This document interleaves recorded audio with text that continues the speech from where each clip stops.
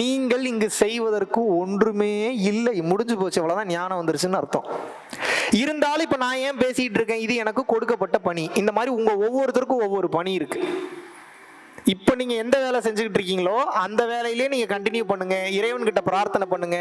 அது உங்களுக்கு சரியான வேலையாக இருந்தால் அந்த சரியான வேலையில் இருப்பீர்கள். அப்படி உங்களுக்கு அது சரியான வேலை இல்லை என்றால் எது சரியான வேலையோ அந்த சரியான வேலைக்கு இறைவனே உங்களை மாற்றி விடுவார். எத்தனை பேருக்கு புரியுது?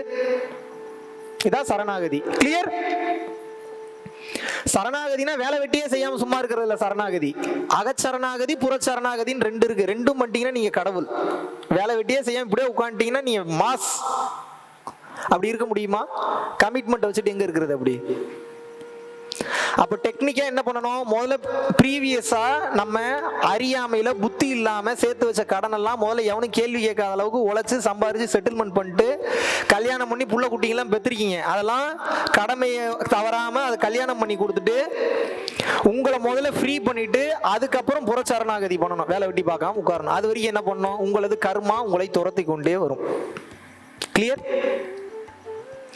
அகச்சரணாகதி பிரச்சனையே இல்லை. எந்த எண்ணம் வந்தாலும் அதை நீங்க கண்டுக்காம விட்டீங்கன்னா போயிடும். அதை நீங்க கண்டுக்கிட்டீங்கன்னா வலிக்கும். இப்பயே நான் சொல்லிட்டேன், நீங்க வேணா ட்ரை பண்ணி பாருங்க. எப்பயாவது ஏதாவது எண்ணங்கள் வரும்போது அந்த எண்ணத்தை தடுத்து நிறுத்தாதீங்க. அது ஆட்டுக்கு போகட்டும். ஒரு ஆற்றுல தண்ணீர் போனா எப்படி போகும்? போயிட்டே இருக்குமா இல்லையா?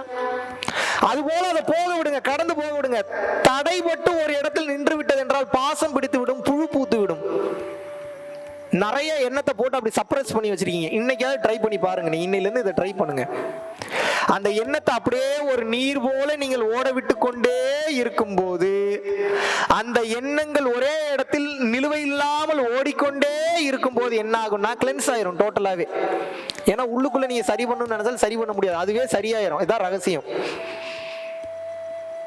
இன்னைக்கு நீங்க மனசை நிறுத்தினீங்கன்னா நாளைக்கு மறுபடியும் உலகத்துல தான் இருக்கீங்க. நாளைக்கு பல பொருளை பார்ப்பீங்க, மறுபடியும் மனசு ஓட ஆரம்பிக்கும். அப்ப என்ன பண்ணுவீங்க? கிளியர்? நான் சொன்னது புரியுதா? சரணாகதி நிலைன்றது என்ன? இறைவா எனக்கு என்ன வேணுமோ அதை நீ பாத்துக்க, எனக்கு ஒன்னும் தெரியாது அப்படின்னு சொல்லி சரண்டர் ஆகிறதுக்கு பேரு சரணாகதி. முடிஞ்சு, அவ்வளவுதான்.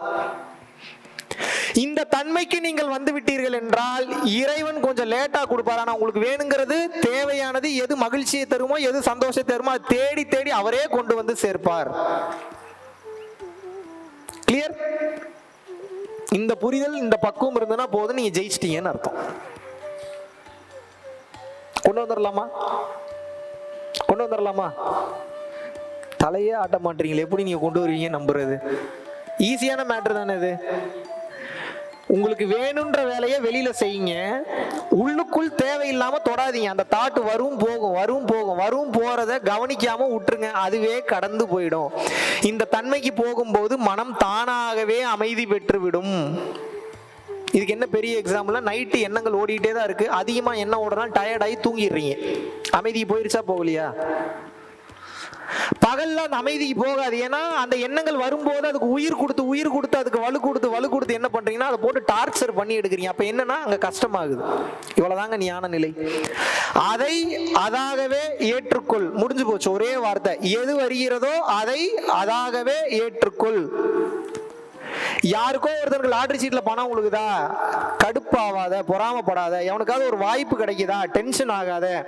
யாருக்காவது ஒரு நல்ல விஷயம் நடக்குதா, அது அவன் செய்த வினைகளுக்கு அவனுக்கு நடந்து கொண்டிருக்கிறது, அதுக்கு அங்கலாப்பு படாத.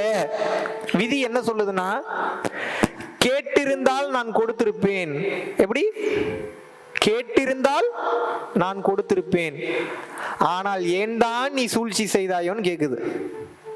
கேள்றா, நான் கொடுக்குறேன், ஏன் இதுக்கு ஏன் சூழ்ச்சி பண்ற? நீ சூழ்ச்சி பண்ணனா அப்புறம் எனக்கு பதில் சொல்லித்தான் ஆகணும்னு. என்னது? அதே விதி, அதே கர்மா தான் சொல்லுது. நீ கேட்டால் நான் கொடுக்க போகிறேன், நீ ஏன் கேட்க மாட்டேங்கிற? நீ கேட்காம இருக்கிறதுனாலதான் உனக்கு கிடைக்கல. இல்ல நான் கேட்டனே, எத்தனை டைம் கேட்ட? நீ ஒரு டைம் கேட்டா அது அவசியமா இல்லையான்னு எப்படி தெரியும்? எண்ணிய எண்ணியாங்கெய்துவ எண்ணியர் திண்ணியர் ஆக பெறின்றார் திருவள்ளுவர். அப்படின்னா என்ன? எண்ணியவர் எண்ணியவற்றை அடைந்தே தீர வேண்டும் என்ற எண்ணத்தோடு இருக்கும் போது எண்ணியவர் எண்ணியவற்றை அடைந்தே தீருவார். நீ எத்தனை டைம் எண்ணுன? அதான கேள்வி. கேக்குமா கேட்காதா? பிரபஞ்சம் கேக்குமா கேட்காதா? சரணாகதி நிலையில இருங்க. நான் உங்களுக்கு சொல்லித்தரது இன்னைக்கு ஆரம்பிச்சு நாளைக்கு முடிக்கிறதுக்கு கிடையாது. பரிகார முறை நான் உங்களுக்கு சொல்லித்தரேன். நான் உங்களுக்கு சொல்லித் தருவதற்கு பேர் சுத்த ஞானம். சுத்த சுத்த ஞானம் அப்படின்னா என்னன்னா வாழ்வியல் முறை. இனிமேல் உங்க வாழ்க்கையவே இப்படித்தான் வாழணும். இன்னைக்கு ஆரம்பிச்சுட்டு எங்க நாளைக்கு ரிசல்ட் வரல அப்படின்லாம் கேட்கக்கூடாது. ஒருத்தன் சிக்கிட்டான்றக்க என்னை வச்சு செய்யக்கூடாது. உங்களுக்கு சொல்லி கொடுத்துட்டேன், சொல்லி கொடுத்ததுக்கு அப்புறம் உங்க வாழ்க்கையை நீங்க வாழணும். இந்த வாழ்க்கையை வாழ்ந்து முடிக்கும் போதுதான் உங்களுக்கு நல்லது எது கெட்டது எதுன்றது நிறைய தெரிய வரும். ஏன்னா ஒவ்வொருத்தவங்களோட கர்ம வினைகள் ஒவ்வொரு மாதிரி இருக்கு. ஒருத்தருக்கு அடுத்த செகண்டே ஃபயர் ஆகலாம், ஒருத்தருக்கு லேட்டரா ஃபயர் ஆகலாம், ஒருத்தருக்கு ஆகாம அடுத்த ஜென்மத்துல கூட ஆகலாம். அதுக்காக நீங்க பயணம் பண்ணாம இருப்பீங்களா? பயணம் செய்ய வேண்டும், கவனமாக இருங்கள். கவனமாக இல்லாமல் நீங்கள் பயணம் செய்து கொண்டே இருந்தீர்கள் என்றால் நிச்சயமாக சிக்கி தவிப்பீர்கள். கிளியர்? ஓகே. மெயினா இந்த கர்ம வினைகளை அழிப்பதற்கு சரணாகதி நிலையில இருங்க. சரணாகதின்றது உங்களுக்கு புரிஞ்சிருக்கும்னு நினைக்கிறேன். கருணை அன்போடு இருக்கணும். அதை கடந்த நிலையில இறைவா நீ பார்த்துக்கன்னு சொல்லி ஒப்படைக்கிறதுக்கு முதல்ல தைரியம் வரணும். அது அவ்வளவு சீக்கிரம் வராது. என் வேலையெல்லாம் யாரு பாப்பா? ஏன்னா உங்க மைண்ட் அப்படியே பழகிருச்சுல, 30-40 வருஷம் இப்படி பழகிருச்சு. வேலையை செய்ய வேணான்னு சொல்லல, அகச்சரணாகதி அடைந்து விடுங்கள். புறத்தில் வேணுங்கிற வேலையை மட்டும் செய்யுங்க. உங்களுக்கு எது கொடுக்கப்படுகிறதோ அந்த நேரத்தில் அந்த வேலையை மட்டும் தான் செய்யணும். இப்ப அது எப்படி சொல்றது அப்படின்னா, இப்ப எனக்கு என்ன வேலை இப்ப கொடுத்துருக்காங்க? பேசுற வேலை. இப்ப இந்த நேரத்தில் பேசுற வேலையை மட்டும் தான் பார்க்கணும். ஸ்நாக்ஸ் ரெடி ஆயிருச்சா, 27ஆம் தேதி ரிட்டன் டிக்கெட் போட்டிருக்குமே, ஃபிளைட் வெடிச்சிருச்சுன்னா என்ன பண்றது? இதெல்லாம் வேலையத்த வேலை. இப்படி தேவையில்லாத எண்ணம் வரும்போது அதுக்கு நீங்க உயிர் கொடுத்தீங்கன்னா நல்லா போற ஃபிளைட் வெடிச்சிடும். ஏன்? நீங்க தான் வைப்ரேஷனை போட்டுக்கிட்டு இருக்கீங்களே. புரியுதா? சோ நீங்கள் எதை புரிந்து கொள்ள வேண்டும் என்றால், உங்கள் அகத்தில் சரணாகதி அடைந்து விடுங்கள். புறத்தில் வேணுங்கிற வேலையை வேணுங்கிற டைமுக்கு பிரசன்ட் டென்ஸ்ல செஞ்சுக்கிட்டே வாங்க. இவ்வளவுதான் ரகசியம். வேற மறைச்சு வச்சு பேசுறதுக்கு ஒண்ணு இல்ல. மொத்த ஸ்பிரிச்சுவாலிட்டி ஒன்னே ஒண்ணுதான் சொல்லுது. என்ன? ஒன்றும் இல்லைன்ற பயணத்தை நோக்கி போகக்கூடிய பயணம் தான் ஆன்மீகம். கடைசியில் அங்க போய் ஒன்னும் இல்லைன்னு தெரிஞ்சா நீ சோகமாயிருவ. அதனால இப்பத்துல இருந்து இந்த வாழ்க்கை பொய்ன்ற தன்மையில ஒவ்வொரு வினாடியும் வாழுன்றாங்க. அவ்வளவுதான். இது பொய் இல்ல உண்மை நினைச்சீங்க வாழ ஆரம்பிச்சீங்கன்னா வாழ்க்கையின் மீது உங்களுக்கு பிடிப்புகள் பற்றுக்கள் அதிகமாகிவிடும். பிடிப்பும் பற்றும் அதிகமாகி விட்டது என்றால் வலியும் வேதனையும் அதிகமாக இருக்கும். எதையும் கொடுக்க மாட்டீங்க, எல்லாத்தையும் பிடிச்சி வச்சுப்பீங்க. ஒரு காரை கொடுக்க மாட்டீங்க, ஒரு 2 வீலர் கொடுக்க மாட்டீங்க, தங்கம் யாருக்கா வேணும்னா அதை கொடுக்க மாட்டீங்க, பணங்காசு கொடுக்க மாட்டீங்க, சாப்பாடு கொடுக்க மாட்டீங்க, எதையும் கொடுக்க மாட்டீங்க. ஏன்னா எல்லாம் எனக்கு வேணும் எனக்கு வேணும் எனக்கு வேணும்னு நினைக்கிறீங்கன்னா நாளை பின்ன உங்களுக்கு ஏதாவது ஒரு தேவைன்னா ஒருத்தரும் கொடுக்க மாட்டான். எழுதி வச்சுக்கோங்க. இந்த தன்மையில் பயணம் செய்யும் போது இறைவன் உங்களை அனைத்து கஷ்டங்களில் இருந்தும் விடுவிப்பார். அவ்வளவு பாவம் பண்ணிட்டோம், அவ்வளவு பணம் சம்பாரிச்சிருக்கோம், எத்தனை சூழ்ச்சி பண்ணி நம்ம சம்பாரிச்சோன்றது தெரியல, எத்தனை பேரோட வாய்ப்பை தட்டி போரிச்சோன்றது தெரியல, தெரிஞ்சு தெரியாம எவ்வளவு பாவம் பண்ணோன்றது தெரியல. இந்த பாவத்துக்கெல்லாம் ஒரே வழி என்ன? முதல்ல தனியா உட்காந்து கதறி அழுதுறணும், இதுக்கப்புறம் இந்த தப்பை பண்ண மாட்டேன்னு. அதுக்கப்புறம் மெயினா நீங்க பண்ண வேண்டியது அன்னதானம். அனைத்து கர்ம வினைகளையும் அளிக்கும். எழுதி வச்சுக்கோங்க. அதுக்காக மறுபடியும் தப்பு பண்ணிட்டு நான் அன்னதானம் பண்ணி மேட்ச் பண்றேன்னா இது கணக்கு வழக்கா? அதுக்கெல்லாம் அடி செமையா உழுகும். ஒரு முறை 100% நான் திருந்துறன்ற தன்மையோட திருந்தி அதுக்கப்புறம் தினமும் ஒருவருக்கு நீங்கள் அன்னதானம் செய்யுங்கள். சாப்பாடை போல மிக சிறந்த விஷயம் உலகத்திலேயே எதுவும் கிடையாது. உலகத்திலேயே கிடையாது. நீங்க ரெகுலரா சாப்பாடு ஒருத்தருக்கு நீங்க கொடுக்க ஆரம்பிச்சிட்டீங்க அப்படின்னா சில நேரத்தில் ஆள் இருக்க மாட்டாங்க, உங்களை அசிங்கப்படுத்துவாங்க, சாப்பாடு தூக்கி மூஞ்சில வீசுவாங்க. அந்த அவமானம்லாம் எதுக்காக அப்படின்னா பெரிய இடத்துல நீங்க படக்கூடிய அவமானத்தை அந்த இடத்துல அவங்க கழிச்சு விட்டுருவாங்க. அவங்களுக்கே தெரியாம இறைவன் அவர்கள் மூலியமாக கழித்து விடுவார். எத்தனை பேருக்கு புரியுது?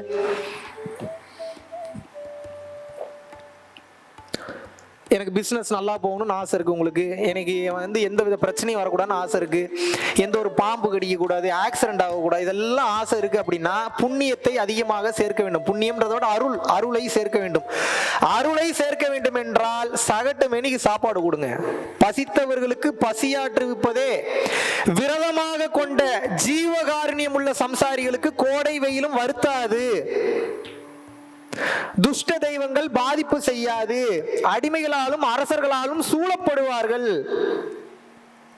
துர்தேவதைகள் நெருங்காது, கெட்ட சக்திகள் நெருங்காது, பாம்பு பள்ளி தேல் பூரான்னு சொல்லி எந்த கொடிய மிருகங்களும் தாக்காது. இதையெல்லாம் கடந்து அஜாக்கிரதையினாலும், அதான் நெக்லிஜென்ஸ்ல கூட அஜாக்கிரதையினாலும் ஊழ் வகையினாலும் அவர்களுக்கு துன்பம் சத்தியமாக வராதுன்றார். சத்தியம் பண்ணி சொல்றாரு வள்ளலார். வள்ளலார் உங்களுக்கு சத்தியம் பண்ணி சொல்லணும்னு என்ன அவசியம் இருக்கு? சத்தியமாக வராதுங்கிறார். ஆனா அந்த அளவுக்கு நீங்க இருக்கணும். பசிச்சவங்களை பார்த்தா சாப்பாடு கொடுக்கணும். கஷ்டத்துல ஒருத்தன் வர்றான் அப்படின்னா அவங்களுக்கு உதவி பண்ணும். இப்போ கோடிக்கணக்கான பேர் மலேசியால இருக்காங்களா இல்லையா? உங்ககிட்ட உதவின்னு கேட்டு வரவங்க ஒரு நாளைக்கு எத்தனை பேர் இருப்பாங்க? என்ன ஒரு 100 பேர் இருப்பாங்களா? எத்தனை பேர் இருப்பாங்க? வாரத்துக்கு 10 பேர் வந்தாவே பெரிய விஷயம். Yes or no? அந்த 10 பேரு கூட உங்களால உதவி செய்ய முடியலன்னு நீங்க வாழ்ந்து என்ன பிரயோஜனம்? உங்களுக்கு வேணா ஒரு எண்ணம் தோணும், அப்படி நம்ம கொடுக்க ஆரம்பிச்சு நிறைய பேர் வந்துட்டா என்ன பண்றது? முதல்ல கொடுத்தீங்களா? கொடுக்காமே இல்லாத வேக்கியான இல்லாத கேள்வி எல்லாம் கேட்கறது. நீங்க கொடுக்க கொடுக்க இன்னும் எக்ஸ்ட்ரா சில பேர் ஆட்கள் வந்தாலும் முடியலன்ற தன்மையில முடியலன்னு சொல்லுங்க, தப்பே கிடையாது. இருந்தா கொடுங்க, இல்லைன்னா எதை கொடுக்க முடியுமோ அதை கொடுங்க. அறிவை கொடுங்க, ஞானத்தை கொடுங்க, பொருளை கொடுங்க, பணத்தை கொடுங்க, சாப்பாடை கொடுங்க, ஆனா கொடுங்க. புரியுதா புரியலையா? இது எப்படி அப்படின்னா, ஒரு வேலையும் செய்யலையா டக்குன்னு எதை பத்தியோ திங்க் பண்றது. பிறந்த குழந்தை, ஒரு குழந்தை பிறக்குது, அந்த குழந்தை பிறந்த உடனே டக்குன்னு எனக்கு கல்யாணம் ஆகி 16 புள்ளையும் பொம்பளை புள்ளையா பிறந்துட்டா நான் எப்படி கல்யாணம் பண்ணி கொடுக்கறதுன்ற மாதிரி அதுக்கு ஈக்குவல் தான் இப்ப நீங்க திங்க் பண்றது. பிறந்த குழந்தை இதெல்லாம் திங்க் பண்ணலாமா? பிறந்த குழந்தையோட வேலை என்ன? ஜாலியா சாப்பிடணும், பால் குடிக்கணும், தூங்கணும், தொட்டில் ஆடணும், அம்மா அப்பா கூட விளையாடணும், நடந்து போகணும். இதுதான் குழந்தையோட வேலை. நீங்க எல்லாம் என்ன வளர்ந்துட்டே தான் நினைப்பா உங்களுக்கு. நீங்க இருக்கிறதுலே பெரிய குழந்தைகள், வளர்ந்து விட்டேன் என்ற தன்மையில் வாழ்ந்து கொண்டிருக்கக்கூடிய மாபெரும் குழந்தைகள். நீங்கள் அன்னதானம் தயவு செய்து கொடுங்க, உங்க கையால உங்க ஏரியாலேயே கொடுங்க. நீங்க பரம்பொருள் ஃபவுண்டேஷனுக்கு கொண்டு வந்து கொடுக்கணுன்ற அவசியம் கிடையாது. இல்ல என் குடும்ப சூழ்நிலை சரி கிடையாது, என் புருஷன் கொடுக்க விட மாட்டாரு, என் பொண்டாட்டி ரொம்ப டார்ச்சர் பண்றா, நான் யார்கிட்டையும் கொடுத்தா அவ ஏத்துக்க மாட்டான்றவங்க மட்டும் ஃபவுண்டேஷனுக்கு பண்ண போங்க. மற்ற ஆட்கள் எல்லாருமே உங்க ஏரியால உங்க கையால நீங்களே கொடுங்க. ஏன்? அப்பதான் உங்களுக்கு தெரியும் அதுல இருக்கிற வேல்யூ என்னன்றது தெரியும். சாப்பாடுக்காக இன்னொருத்தனுக்கு சாப்பாடு கொடுக்கும்போது நீங்க அலையும் போதுதான் உங்க மான மரியாதைலாம் போகும், அசிங்கப்படுவீங்க. அந்த சாப்பாட்டை கையில் எடுத்துட்டு போகும்போது உங்களோட அகங்காரம் அழியும். இன்னொருத்தனை தேடிக்கொண்டே கொடுக்கும்போது உங்களோட கெத்து, உங்களுடைய ராயல்டி, உங்களோட எல்லாமே காணாம போகும் அந்த இடத்துல. அந்த தன்மைக்கு போகும்போது நீங்க யாருன்றதே உங்களுக்கு புரிய வரும். அப்படி போய் ஒன்ன கொடுக்கும்போது மூஞ்சில அந்த சாப்பாட்டை வீசுறான் அப்படின்னா இன்னும் மான மரியாதை போகும், இன்னும் உங்களுக்கு வாழ்க்கைன்னா என்னன்னு புரியும். எல்லாரும் அப்படி வீச மாட்டாங்க, சொல்றேன். எது வேண்டுமானாலும் நடக்கலாம்ன்ற தயார் நிலையில் அந்த அன்னதானம் நீங்கள் செய்யும் போது உங்க அகங்காரம் சுக்கு சுக்கா உடையிறது அப்பதான் நீங்க பாப்பீங்க.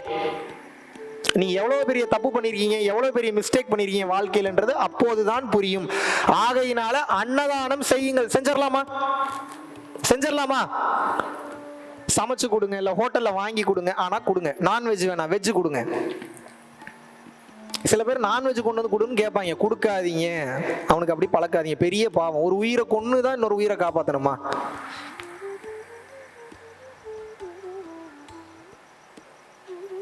கவனமா இருங்க, ரொம்ப ரொம்ப கவனமா இருங்க.